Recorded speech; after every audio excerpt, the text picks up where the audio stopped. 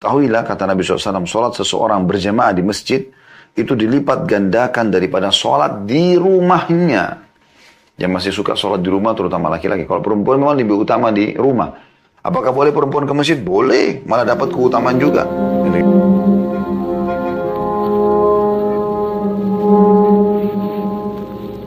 Warahmatullahi wabarakatuh. Alhamdulillah, wassalatu wassalamu ala rasulillah. Segala puji dan puja kehadirat Allah subhanahu wa ta'ala, juga salawat dan taslim kepada Nabi besar Muhammad sallallahu alaihi wa ala alihi wa sahbihi wasallam. Saudaraku seiman, melanjutkan bedah buku kita 80 langkah cerdas agar selamat dari siksa neraka. Dan kita sudah membahas pada pertemuan yang lalu dengan izin Allah subhanahu wa ta'ala kiat pertama ya, atau langkah pertama tepatnya, yaitu masalah tauhid. Dan sudah panjang lebar kita jelaskan bagaimana kedudukan tauhid itu sendiri ya, dan bisa memberikan kebahagiaan dan keselamatan dunia juga akhirat bagi seseorang tentunya. Dan kita akan masuk insya Allah pada pertemuan kali ini langkah yang kedua, yaitu menjaga sholat 5 waktu. Mungkin teman-teman sekalian di awal pembukaan ini atau materi kita ini ada yang pada saat mendengar, oh bahasanya sholat 5 waktu. Tiba-tiba mungkin syaitan membisikkan di kuping dia atau di benak dia, sholat 5 waktu saya sudah tahu. Sebenarnya teman-teman sekalian dalam membahas ya, poin-poin berhubungan dengan masalah agama ini tidak ada kata-kata saya sudah tahu. Walaupun kita sudah tahu, dalam Islam dianjurkan untuk sering mengulang-ulangi. Bahkan seringkali terjadi ada beberapa anjuran dalam Islam yang kita akan lebih termotivasi untuk mengerjakan setelah mendengarkan berulang kali keutamaannya. Paling tidak, kalau Anda pun sudah ketahui, Anda bisa mendapatkan keutamaan majlis. Ya. Dan subhanallah, ilmu syar'i ini tidak pernah diulangi di kuping seseorang, ya, kemudian terlintas di benak seseorang, ya, kemudian masuk dalam hati seseorang, kemudian dia merasa jenuh. Yang ada justru motivasi untuk mengulangi dan memperbanyak serta meningkatkan kualitas dari ibadah tersebut. Salat 5 waktu teman-teman sekalian adalah satu-satunya ibadah yang diterima oleh baginda Nabi SAW di langit. Yang lain semuanya di bumi. Mau jihad, puasa, zakat, apa saja, haji, semuanya Jibril datang turun dan menyampaikan wahyu Allah subhanahu wa ta'ala. Kecuali sholat, peristiwanya sangat agung. Sampai baginda Nabi SAW diperjalankan dari Masjidil Haram ke Masjidil Aqsa oleh Allah subhanahu wa ta'ala yang dikenal dengan perjalanan Isra. Kemudian dimi'rajkan ke langit, dinaikkan ke langit hanya untuk menerima perintah 5 waktu sholat. Kejadian-kejadian yang lain yang terjadi pada saat itu, murni teman-teman sekalian hanya tambahan. Tapi inti daripada kejadian Isra dan Mi'raj adalah bagaimana Nabi SAW menerima perintah 5 waktu sholat. Ini menandakan kedudukannya sangat luar biasa. Sangat tinggi sekali. Dan itu ya, poin yang harus ditanamkan di benak setiap orang di antara kita. Sehingga apapun yang dia ingin lakukan untuk memperbaiki keadaan dia, maka mulai dari sholat. Kalau sholat 5 waktu ini, Anda sudah bisa on time, tepat waktu, Anda juga sudah melakukan gerakan-gerakan, dan juga mengucapkan bacaan-bacaannya dengan benar, dengan khusyuk, maka terima berita gembira teman-teman sekalian. Apa berita gembiranya Ustaz? Anda bisa dengarkan. Di sini saya langsung bacakan dulu karena penulis mengangkat sebuah hadis, ya, yaitu sabda Nabi SAW, "Atani Jibril alaihi salam min indillahi tabaraka wa ta'ala faqal." Sesungguhnya Jibril alaihi salam satu hari pernah mendatangiku dari sisi Allah yang maha berkah dan maha tinggi, seraya berkata, "Ya Muhammad, wahai Muhammad, Inna Allah Azza wa Jal yakul." Sesungguhnya Allah yang maha mulia dan maha tinggi telah berfirman, "Inni qad faradtu ala ummatika khamsa salawatin faman wafa bihinna ala udu'ihinna wa mawaqitihinna wa ruku'ihinna wa sujudihinna kana lahu 'indi bihinna ahdun an udkhilahu bihinna al-jannah. Wahai Muhammad, sesungguhnya ya, Allah telah berfirman, aku telah mewajibkan atas umatmu 5 waktu sholat. Siapa yang menjalankannya atau menyempurnakannya dari mulai wudunya, tepat waktunya atau waktu-waktunya, rukunya, sujudnya, maka dengan itu ia akan memiliki janji dari aku, akan aku masukkan dia dengan sholat tadi itu ke dalam surga. Jadi ini jaminannya. Hanya menjaga sholat 5 waktu. Makanya tadi saya katakan, bermula dari sini Anda memperbaiki segala sesuatu ini. Kapan Anda menjaga sholat ini dengan baik, perhatikan di sini dikatakan, ya, wudunya, mulai dari air wudu, tidak mubadzir, wudu yang benar, ya, semua anggota tubuh yang diperintahkan tersentuh dengan air, juga tidak terjadi pembatalan setelahnya, sehingga sholatnya jadi sah, ya. Juga waktu-waktunya, on time, tepat. Dan memberikan hak ruku juga sujudnya. Maka dijamin oleh Allah secara langsung untuk masuk ke dalam surga. وَمَنْ لَقِيَنِي قَدْ انْتَقَصَ مِنْ ذَلِكَ شَيْئًا فَلَيْسَ لَهُ عِنْدِي أَهْدٌ إِنْ شِئْتُ عَذَّبْتُهُ وَإِنْ شِئْتُ رَحِمْتُهُ. Dan siapapun yang mengurangi hal tersebut, ya, artinya dia bertemu dengan Allah sementara tidak menyempurnakannya, maka dia tidak mempunyai jaminan di sisiku. Jika aku berkehendak, aku akan mengazabnya, dan jika aku berkehendak, aku akan merahmatinya. Hadis ini riwayat Bukhari dan Muslim. Dari hadis ini teman-teman sekalian kita jelaskan dulu. Ada beberapa mutiara yang sangat mahal yang perlu kita ambil dari hadis ini. Yang pertama, bagaimana malaikat Jibril alaihissalam adalah utusan Allah subhanahu wa ta'ala yang Allah khususkan mendatangi para nabi-nabi dan rasul dan menyampaikan wahyu. Dan itu sudah kita tahu tentunya. Dan ini salah satu bentuk penyampaian wahyu. Jibril AS menyampaikan apa yang Allah amanahkan kepadanya, kepada Nabi Muhammad SAW. Pelajaran yang kedua, bagaimana keutamaan sholat 5 waktu dan itu diwajibkan atas umat Islam. Sampai Umar mengatakan radhiyallahu anhu, tidak ada Islam bagi orang yang tidak sholat. Itu patokannya. Bahkan beberapa sahabat mengatakan, kami tidak melihat orang-orang yang luput dari sholat berjamaah di masjid di zaman Nabi SAW kecuali munafik. Bagi orang beriman mustahil dia meninggalkan ini. Kalau Anda sudah mulai melalaikannya, menganggap remeh, lewat awal waktunya misalnya, Anda menganggap tidak ada masalah. Ya, bahkan kadang-kadang sampai akhir waktu baru dikerjakan.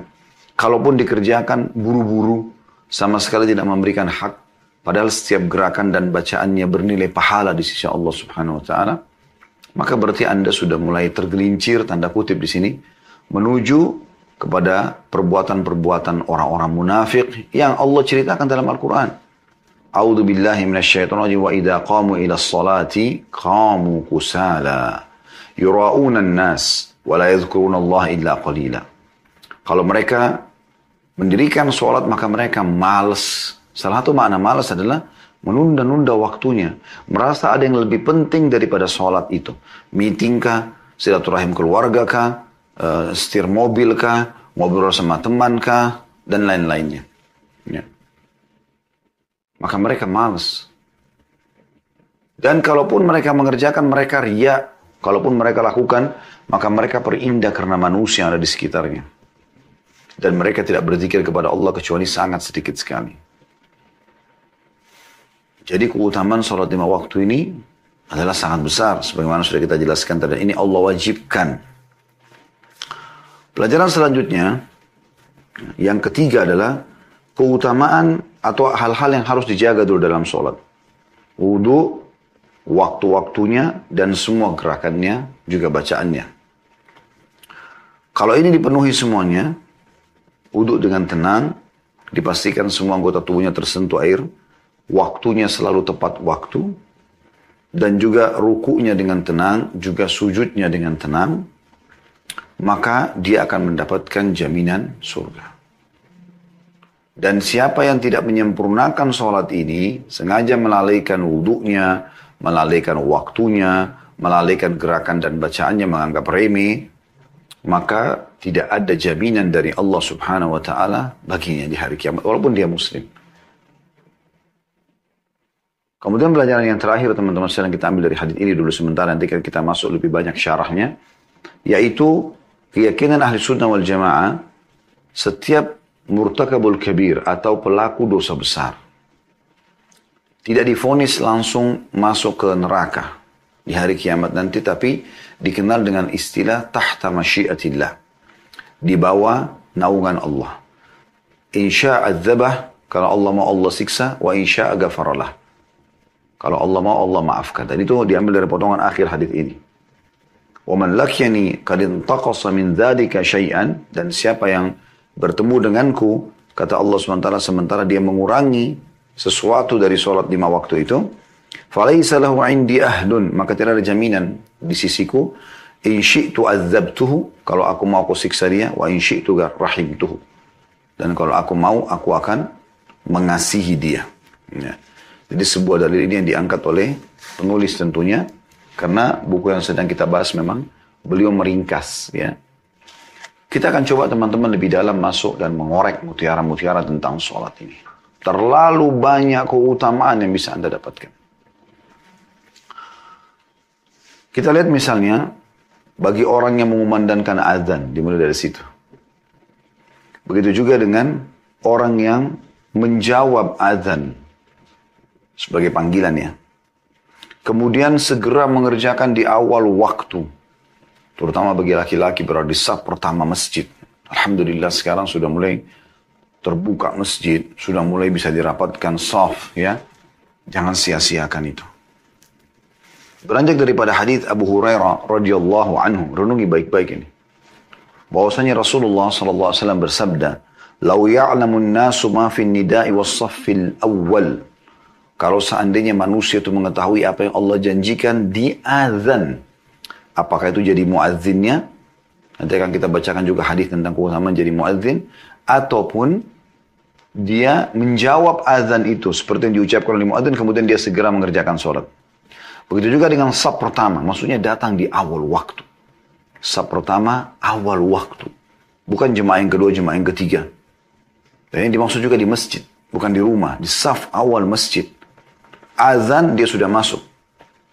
Belum selesai, sementara azan dia sudah ikut menjawab muadzin, kemudian dia sholat qabliyah, dan dia berada di saf pertama. Kemudian dia sholat bersama imam di saf pertama dia. ثُمَّ لَمْ يَجِدُوا إِلَّا أَنْ يَسْتَهِيمُوا عَلَيْهِ لَاسْتَهَامُوا. Kemudian mereka tidak mendapatkan kecuali dengan cara mengadakan undian. Maka niscaya mereka akan berundi. Sampai sebagian salaf mengatakan, andai saja ada orang yang mendahuluku ke saf awal, dan aku tidak mendapatkan tempat lain di saf awal, maka aku bersedia untuk membayar dia dengan seluruh yang aku miliki di dunia ini, agar dia menukar tempatnya dengan aku. Punya uang 10 miliar, dibayar hanya untuk supaya orang itu mundur di saf kedua dan dia masuk di saf pertama. Subhanallah. Ya. Bayangkan orang banyak tidak faham tentang fikih hadis ini. Mereka bahkan mempersilakan orang lain masuk di saf pertama dan luput dari dia. Akhi yang mulia, semoga Allah muliakan Anda, terutama kaum laki-laki. Kalau Anda masuk ke masjid, Anda yang pertama masuk di saf awal. Walaupun di belakang Anda itu ada seorang, ya, yang Anda muliakan dari kalangan manusia. Karena kaidah dasar dalam ibadah adalah dahulukan diri Anda. Kalau ada kosong di sebelah, Anda persilakan orang lain untuk masuk. Bukan Anda persilakan orang lain masuk sementara Anda sendiri tidak luput.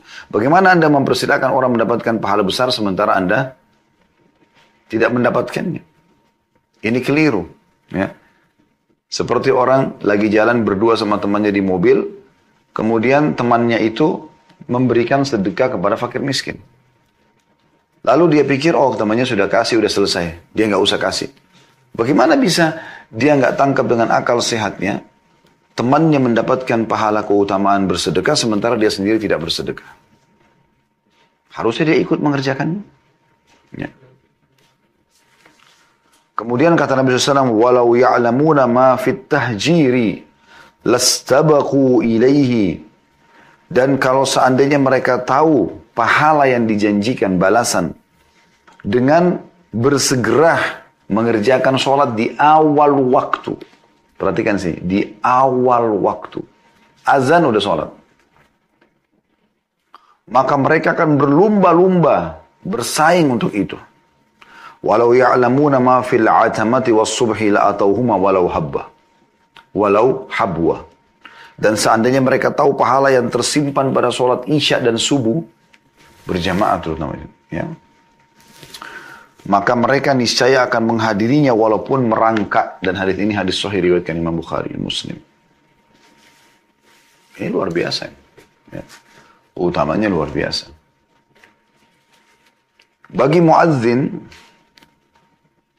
punya keutamaan. Selama suara Anda indah, Anda bisa pamit sama pengurus masjid atau musola dekat rumah Anda bisa jadi muadzin, jadi azan. Atau minimal pernah azan lah dalam hidup Anda.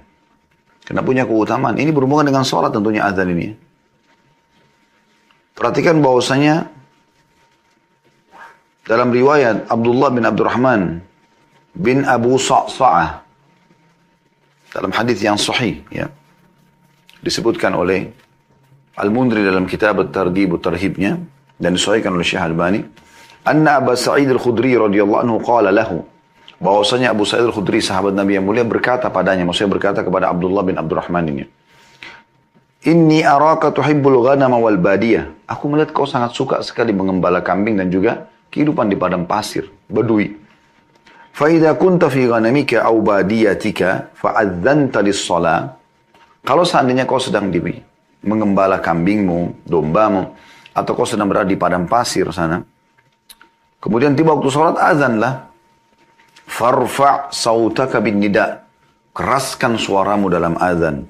Fa innahu la yasma'u mada sautil muadzini jinnun wala insun wala syai'un illa syahida lahu yaumal qiyamah. Karena ketahuilah, tidak ada sesuatu yang mendengarkan suara muadzin. Allahu akbar, Allahu akbar. Apapun yang mendengarkan, kata apa dalam riwayat ini, kata Abu Sa'id Al-Khudri, dari jin. Kita tidak pernah lihat jin. Dia ada di mana Allahu alam. Tapi sekitar kita ada jin. Gitu kan? Mereka mendengarkan. Atau manusia. Apalagi sekarang ada pengeras suara. Makin jauh suara muadzin itu ya.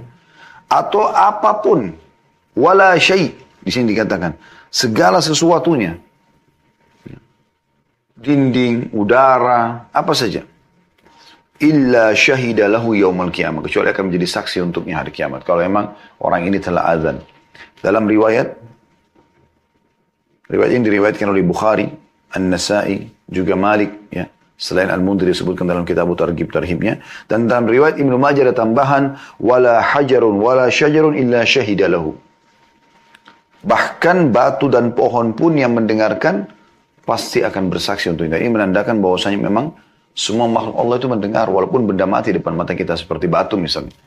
Makanya Nabi SAW pernah bertanya kepada Jibril AS mengatakan, hai Jibril, ya, apa kira-kira atau suara dari mana yang saya dengar kalau lagi, ya, atau pada saat saya lagi berjalan ke Gua Hiro, ya, ada yang mengucapkan Assalamu alayka ya Rasulullah. Kata Jibril AS itu adalah batu yang mengucapkan salam kepada Anda. Itu jelas walaupun depan mata kita benda mati, tapi jadi saksi. Dalam riwayat Ibnu Khuzaimah, la yasma'u sautahu syajarun wala madarun wala hajarun wala jinnun wala insun illa syahida lahu. Tidaklah suara ini didengarkan oleh pohon, lumpur, tanah, ya, batu, jin dan manusia kecuali akan menjadi saksi untuknya pada hari kiamat. Dalam riwayat yang lain semuanya sahih, ya. Diriwayatkan Ahmad dan juga At-Tabarani dalam Mu'jam Al-Kabir Kata Nabi SAW, yukfaru lil muadzini muntaha adhanihi wa yastaghfir lahu kullu ratbin wa yabisin sami'ah. Muadzin diampuni sejauh jangkauan suaranya. Dan semua benda yang basah maupun yang kering yang mendengarkan memohon ampunan untuknya. Perhatikan. Benda kering pun, batu, tanah yang dianggap kering. Ya. Rumput-rumput kering. Ataupun yang basah. Semuanya memberikan atau memohon ampun untuknya. Dalam riwayat Imam Ahmad, juga Abu Dawud, Ibnu Khuzaimah, wa yashhadu lahu kullu ratbin wa yabis. Dan semua yang basah dan kering akan bersaksi untuknya.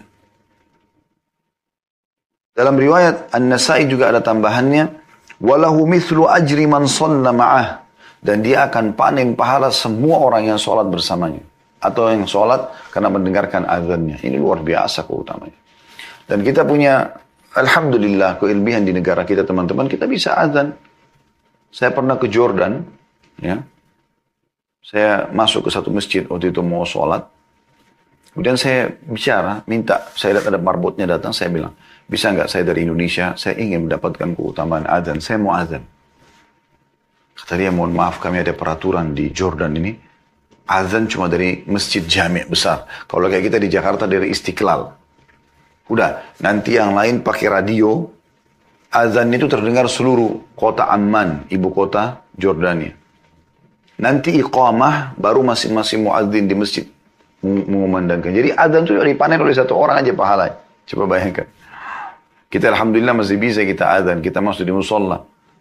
Masuk di masjid bisa kita azan. Bahkan kita masih bisa pamit untuk diizinkan azan. Dalam riwayat yang lain Ibnu Hibban juga meriwayatkan yang masih sama mirip dengan ini ya. Al-muadzinu yughfar lahu madda sawtihi wa yashhadu lahu kullu ratbin wa yabis wa syahidus salati yuktabu lahu 25 hasana. Wa yukaffiru anhu ma bainahuma.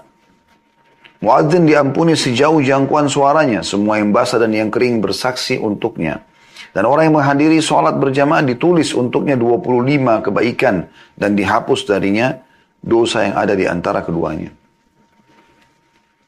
Kalau orang sholat berjamaah, maka dia akan mendapatkan 25 kali lipat. Jadi jangan sholat sendirian, usahakan. Kecuali darurat memang. Anda tertidur, Anda punya udzur syar'i, sakit dan segala macam. Dan tidak ada orang yang bisa Anda ajak berjamaah, maka apa boleh buat. Tapi kalau selama Anda punya kemampuan, apalagi laki-laki, ingat, ke masjid. Melangkah, setiap langkah ke masjid itu keutamanya besar sekali. Itu juga dengan sholat berjamaah. Itu besar sekali keutamanya. Ya. Dalam riwayat yang lain, Al-Bara' ibn Azib meriwayatkan radhiyallahu anhu, kata Nabi SAW, Inna Allah malaikatu yusalluna ala saffil muqaddami. Sesungguhnya Allah dan para malaikatnya bersalawat kepada orang-orang yang berdiri di saf yang depan. Tentu nggak mungkin kecuali Anda di awal waktu kan. Baru di saf depan. Dan Anda harus datang cepat dan tepat. Allah menambahkan rahmat untuknya, para malaikat memohon ampun untuknya. Wal muadzinu yukfar lahu mada sautihi, dan muadzin akan diampuni sejauh jangkauan suaranya. Wa yusaddiquhu man sami'ahu min ratbin wa yabis. Dan dia akan dibenarkan sama semua benda basah dan kering. Walahu mithlu ajri man shalla ma'ah. Dan dia akan panen pahala semua orang yang sholat bersamanya. Ya. Dan sekian banyak keutamaan tentang masalah ini kalau kita ingin bahas ya. Ini ada bahasan kami tentang teman-teman sekalian tentang masalah keutamaan azan, keutamaan wudu, keutamaan saf awal, segala macam panjang lebar di hari Jumat bahasan tentang masalah Sahih Targhib wa Tarhib. Anda bisa lihat insya Allah di playlist YouTube sudah ada insya Allah. Kemudian teman-teman sekalian, ada hadis yang disebutkan dari Ibnu Umar radhiyallahu anhu. Ini menandakan bagaimana dianjurkan seseorang itu kalau jadi muadzin, kalau memang dia bisa memperindah suaranya indah, dia fokus, jadikan sebagai profesi dia. Apapun dia kerja urusan dunianya, tapi yang penting dia jadi muadzin. Kata Nabi SAW, Man adzana thnatai ashrata sana. Siapa yang mengumandangkan adzan selama 12 tahun. Wajabat lahul jannah. Dia akan dapat surga. Wa kutiba lahu bita'zinihi fi kulli yawmin 60 hasana. Dan akan dicatatkan baginya setiap harinya 60 pahala. Wa li kulli iqamatin 30 hasana. Dan di setiap iqamah 30 pahala. Jadi sudah dapat ya, pengampunan dosa sejauh suaranya, semua akan jadi saksi untuknya, dia panen pahala orang yang ikut bersama sholat dengan dia, dan di sini dia akan dicatatkan setiap azan 60 pahala dan iqamah 30 pahala. Ya. Dan ini keutamaan yang luar biasa yang disebutkan oleh Al-Mundhiri dalam Sahih Targhib Tarhib, dan juga hadis ini diriwayatkan Ibnu Majah dan Al-Qudni dan Al-Hakim dan dikatakan sahih berdasarkan syarat Imam Bukhari. Jadi keutamaannya sangat besar sekali. Ya.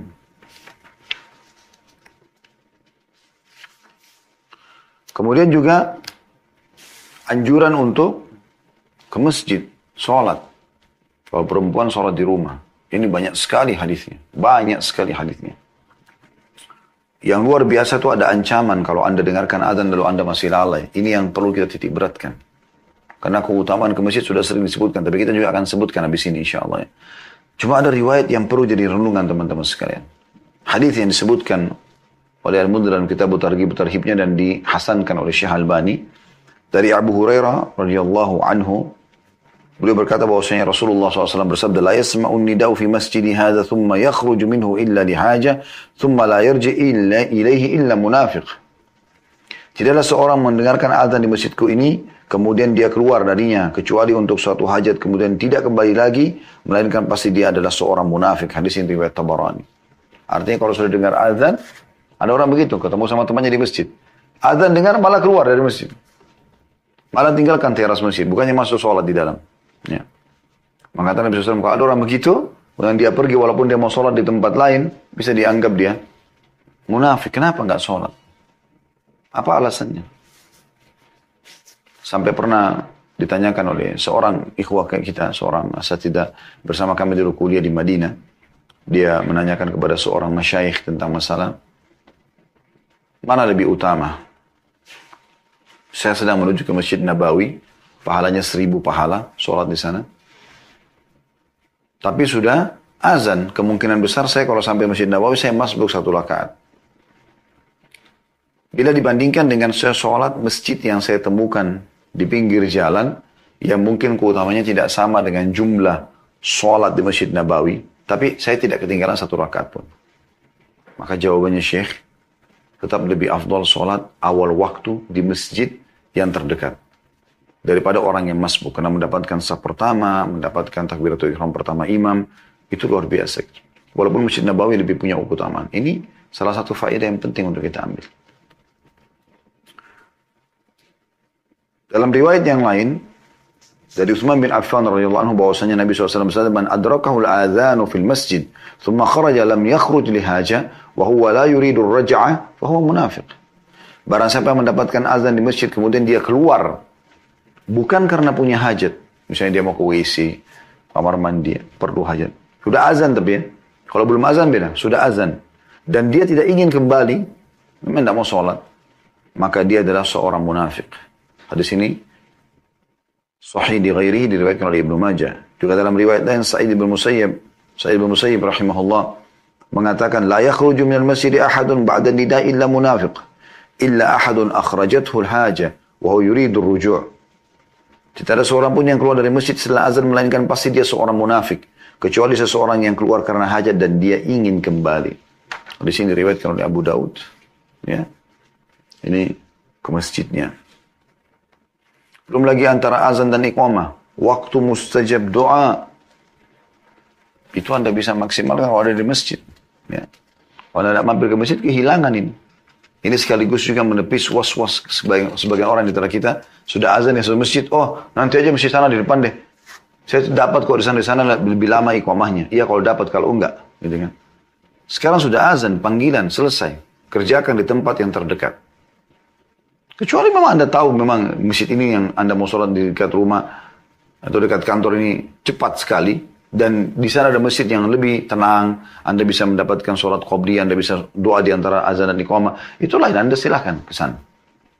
Tapi kalau Anda khawatir luput, jangan. Ya. Karena kalau kita sudah di masjid, lebih mudah untuk doa antara azan dan iqamah. Kalau kita masih di jalan, mungkin kita bisa lupa. Dan kita tidak tahu sudah iqamah atau belum di musola atau masjid yang kita tuju. Oleh karena itu belum azan atau pas azan sudah jalan. Karena kata Nabi SAW dalam hadis yang sahih Ad-du'a bainal adhan wal iqamah la yurad. Doa antara azan dan iqamah tidak akan ditolak. Hadis ini riwayat Abu Daud dan Tirmidzi dan dikatakan hadis ini adalah sahih li ghairihi. Oleh Syekh Albani tentunya. Dalam riwayat yang lain, ya, di Ibn Hibban dalam sahihnya, fad'u, maka berdoalah kalian. Ini akan didapatkan orang yang berusaha masuk ke masjid on time, ya. Dan sekian banyak sebenarnya, ya. Hadis-hadis berhubungan dengan masalah ini diantaranya adalah kata Nabi SAW dalam hadis sahih di ghairihi juga, sa'atani tuftahu fihima abwabus sama'. Ada 2 waktu pintu-pintu langit dibuka. Wa qallama turaddu ala da'in da'watuhu, dan sangat jarang ditolak orang yang berdoa pada saat itu. 'Inda hudurin nida, pada saat ya dikumandangkan azan, was-saffi fi sabilillah, dan pada saat berbarisnya pasukan untuk berperang. Juga dalam riwayat yang lain, thintani la turaddan, 2 waktu yang tidak ditolak, au qallama yuraddan, atau sangat sedikit sekali ditolak. Ad-du'a indan nida, doa ya pada saat azan atau selesai azan, wa indal ba's, dan pada saat peperangan lagi berkecamuk. Hina yulhimu ba'duhum ba'dha, suatu waktu mereka saling menyerang satu sama yang lain. Sangat banyak hadis-hadis Nabi SAW yang menyebutkan tentang keutamaan salat. Namun kami coba memilih beberapa yang mudah-mudahan kita berharap teman-teman sekalian yang mengikuti acara ini live ataupun siaran ulang termotivasi. Karena kalau kita ingin membahas dalam 1 jam tentang anjuran sholat 5 waktu, keutamaannya, ya, maka mungkin tidak akan pernah cukup. Ini butuh berulang kali pertemuan. Namun mudah-mudahan hadis-hadis yang telah kami sampaikan dan juga yang akan kami sampaikan, ini sudah cukup mewakili. Dengarkan tentang masalah keutamaan jalan ke masjid. Lebih-lebih lagi kalau lagi gelap. Itu punya keutamaan tersendiri. Jadi makin besar cobaannya, ujiannya, maka makin besar pula pahalanya. Hadis sahih diriwayatkan oleh Abu Hurairah radhiyallahu anhu bahwasanya Rasulullah SAW bersabda, salatul rajuli fil jama'ati tudha'afu ala salati fi baiti wa fi suqihi 25 derajat. Ketahuilah, kata Nabi SAW, salat seseorang berjamaah di masjid itu dilipat gandakan daripada salat di rumahnya. Yang masih suka salat di rumah, terutama laki-laki. Kalau perempuan memang lebih utama di rumah. Apakah boleh perempuan ke masjid? Boleh, malah dapat keutamaan juga. Gitu kan? Karena kata Nabi SAW, la tamna'u ima Allahin masajid. Jangan kalian larang hamba-hamba Allah perempuan ke masjid. Boleh saja. Tapi laki-laki sangat ditekankan. Kata Nabi SAW, sholat seseorang ya berjamaah di masjid dilipat gandakan dibandingkan sholatnya sendirian di rumah ya, dan di pasarnya, di tokonya. 25 kali lipat. 25 derajat di sini dikatakan. 25 derajat. Wadzalika annahu idza tawadda fa ahsana al-wudu. Itu dikarenakan pada saat dia wudu dan dia sempurnakan wudunya, thumma kharaja ila al-masjid, kemudian dia keluar menuju ke masjid. La yukhrijuhu illa as-shalah. Tidak ada yang mengeluarkan dia dari rumah kecuali ke masjid itu kecuali untuk salat, bukan karena janjian sama orang. Lam yakhtu khutwatan illa rufi'at lahu biha darajah. Mereka tidak melangkah 1 langkah pun kecuali akan diangkat 1 derajat dengan 1 langkah itu. Wa hutta anhu biha khati'ah, dan akan dihapuskan juga setiap 1 langkah dengan 1 dosa. Fa idza shalla lam tazalil malaikatu tusalli alaihi, dan kalau dia salat terus saja malaikat mendoakan dia. Madama fi musallahu, selama dia masih di tempat salatnya. Allahumma salli alaihi, Allahumma arhamhu. Ya Allah, ya, penuhilah hajat-hajatnya, ya. Kasihanilah dia. Wala yazalu fi salati man tadara as-salat, dan dia akan dihitung selalu seperti sedang mengerjakan salat selama dia masih duduk menunggu salat yang setelahnya. Dalam riwayat yang lain, Allahumma ighfir lahu, Allahumma tub alaihi. Ya Allah, maafkan dia, ya Allah terima taubatnya. Ma lam yu'dhi fihi, ma lam yuhdits fihi.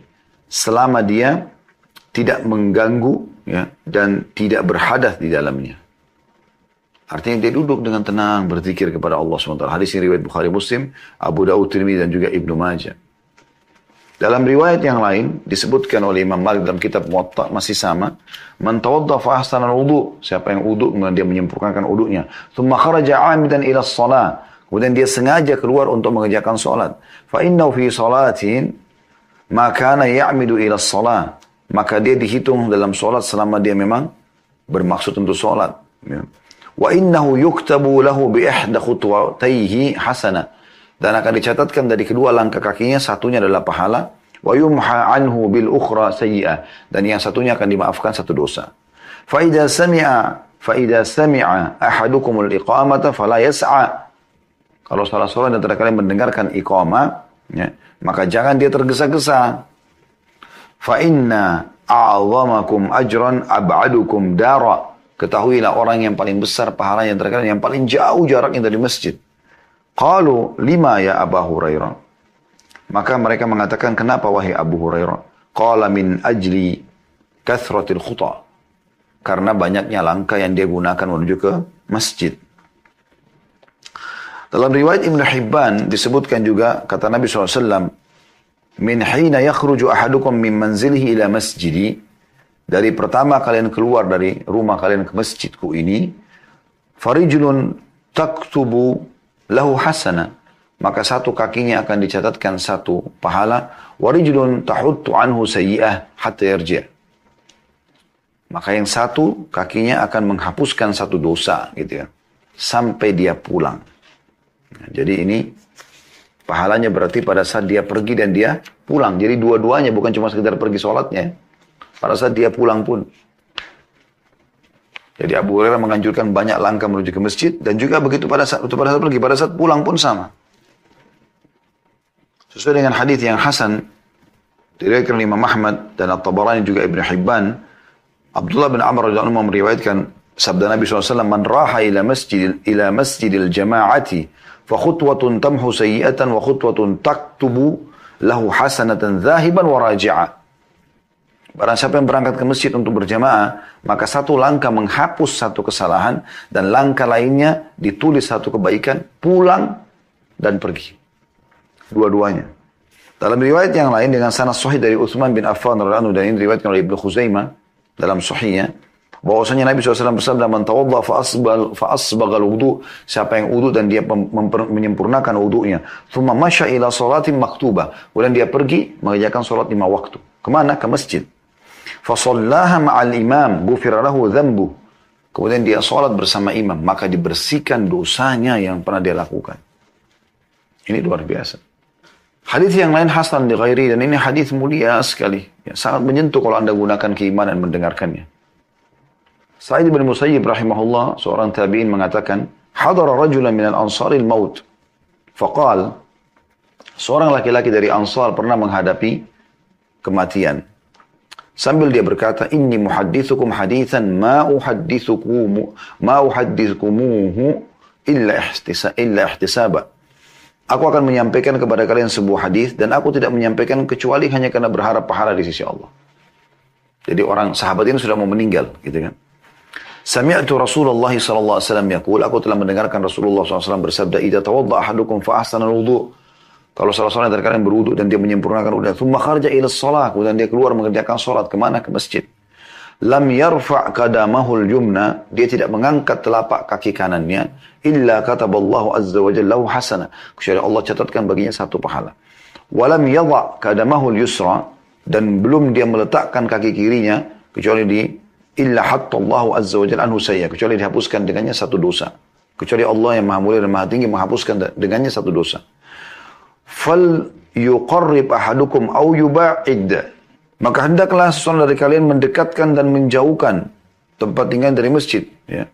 Maksudnya kalau mau dekat sekalian supaya cepat masuk ke masjid, atau memang kalian sekalian jauh, dan akan dapat mendapatkan langkah kaki yang banyak itu.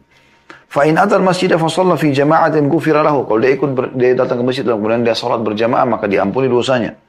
Fa'in atal masjidah wa qad sallu ba'dan wa baqiya ba'd. Dan kalau dia tiba di masjid sementara dia mendapatkan sebagian dan dia ketinggalan sebagian, masbuk. Shalla ma adrak, kemudian dia salat menyempurnakan apa yang tersisa. Wa atamma ma baqiya, dia ikut salat ya yang dia bisa dapatkan. Wa atamma ma baqiya kana kadzalik. Kemudian dia menyempurnakan rakaat yang dia tertinggal, maka dia juga mendapatkan keutamaan yang sama. Fa'in atal masjidah wa qad sallu fa atamma salata kana kadzalik. Bahkan kalau dia sudah niat ke masjid, ternyata tiba-tiba masjid sudah selesai orang salat, lalu dia salat, tetap juga dia mendapatkan keutamaan. Jadi ini Luar biasa gitu keutamaan orang yang pergi ke masjid. Dalam riwayat lain, Ibnu Abbas meriwayatkan, dan ini sanadnya sahih di ghairihi, riwayatkan Tirmidzi, ya. Walaupun Tirmidzi mengatakan hasan gharib, tapi Syekh Al-Albani dalam Sahih Targhib wa Tarhib mengatakan sahih di ghairihi. Dari Ibnu Abbas radhiyallahu anhu, beliau berkata bahwasanya Rasulullah SAW bersabda, "Atani al-lailata rabbi fadzakara al-hadits." Dikatakan semalam Tuhanku mendatangi, kata Nabi SAW, kemudian disebutkan hadis cukup panjang, ila an qala, sampai dia mengatakan, ini saksi bahasannya, qala li ya Muhammad atadri fima yakhtasimul mala'ul a'la. Allah pun berfirman kepada Nabi Muhammad SAW, hai Muhammad, apakah kau tahu masalah apa yang sedang dibicarakan oleh para penduduk langit, maksudnya para malaikat? Qultu na'am, aku mengatakan iya. Fid darajati wal kafarat. Mereka sedang membicarakan tentang urusan tingginya derajat-derajat yang bisa diraih, dan juga pembersihan-pembersihan dosa. Wa naqlil aqdami ilal jama'at, dan membahas secara khusus langkah-langkah menuju sholat berjamaah ke masjid. Wa isbagil wudu'i fis sabarat, dan menyempurnakan wudu di waktu-waktu yang dibenci, kayak sudah mau tidur, ya. Wa intidharis salati ba'da shalah, dan menunggu sholat setelah sholat maghrib isya misalnya, tidak pulang, ya. Nunggu duhur asar. Wa man hafadha 'alaihinna, siapa yang menjaga itu wudu, ya, sholat berjamaah ke masjid, ya. Asha bi khairin wa mata bi khair, hidupnya pasti akan baik, meninggalnya juga baik. Wa kana min dhunubika yawma waladathu ummu, dan dia dari dosa-dosanya seperti baru dilahirkan oleh ibunya. Ini luar biasa. Jadi bukan cuma saya ampuni, tapi dia seperti baru dilahirkan oleh ibunya, ya. Ini sesuatu yang luar biasa. Keutamaan-keutamaannya, ini saya bilang kalau kita mau bahas banyak sekali gitu. Ada sebuah hadis yang saya ingin tutup dengan hadis ini, teman-teman sekalian, ya. Tentu banyak sekali keutamaan sholat, tapi saya berharap tadi saya katakan, ini bisa mewakili agar Anda betul-betul peduli dengan sholat Anda 5 waktu. Bagi perempuan di rumah dan bagi laki-laki ke masjid, ke masjid. Ibu-ibu motivasi suaminya, motivasi anaknya, motivasi saudaranya, biar ke masjid, sholat di masjid. 10-15 menit, selesai. Keutamanya terlalu banyak. Kata Nabi SAW, ya, dalam hadis yang hasan sahih, yang diriwayatkan oleh Imam Ahmad hadis ini, dan disebutkan oleh Mundhir dalam kitab Targhib Tarhib, dan disahihkan oleh Syekh Al-Albani, dari hadis Abu Hurairah radhiyallahu anhu bahwasanya Nabi SAW bersabda, inna lil masajidi autada, sesungguhnya masjid-masjid itu memiliki pasak-pasak. Dan ini yang dimaksud dengan pasak-pasak yaitu pengunjung setia, maksudnya orang yang suka datang. Al malaikatu julasa'uhum, para malaikat teman-teman mereka duduk. Jadi orang yang suka dengan masjid, azan sudah selalu ke masjid. Anda pasti lihat biasanya orang-orang ini khusus mereka-mereka aja terus yang di masjid itu kan. Nah ini, mereka ini adalah pengunjung-pengunjung resminya masjid. Maka kata Nabi SAW, teman duduk mereka di masjid para malaikat. Apa yang lebih mulia daripada ini? Walaupun tidak nampak dengan depan mata. In ghabu yaftakidunahum. Kalau mereka tidak datang ke masjid, maka para malaikat merasa kehilangan. Saya ulangi, kalau mereka tidak sempat datang ke masjid karena sakit, karena musafir, malaikat merasa kehilangan yang ada di masjid itu. Wa in maridu aduhum, kalau mereka sedang sakit, para malaikat menjenguk mereka. Ini luar biasa, hanya karena biasa ke masjid. Malaikat menjadi sahabat mereka walaupun mereka tidak lihat. Para malaikat menjenguknya. Wa in kanu fi hajatin anuhum, kalau mereka punya hajat, malaikat-malaikat akan membantu mereka. Allah mudahkan para malaikat untuk membantu urusan-urusannya. Thumma qal jalisul masjidi ala 3 khisal. Orang yang duduk di masjid itu ada 3, ya. Atau teman setia masjid berada dalam 3 perkara. Akhin mustafad, saudara yang memberi manfaat. Kalau kita punya teman di masjid, ya, yang di depan sebelah saf kita, bisa menjadi seorang saudara yang memberikan manfaat kepada kita. Au kalimatin hikmah, atau kata-kata bijak. Orang kalau di masjid bicara baik-baik, nggak pernah ada sesuatu yang buruk gitu.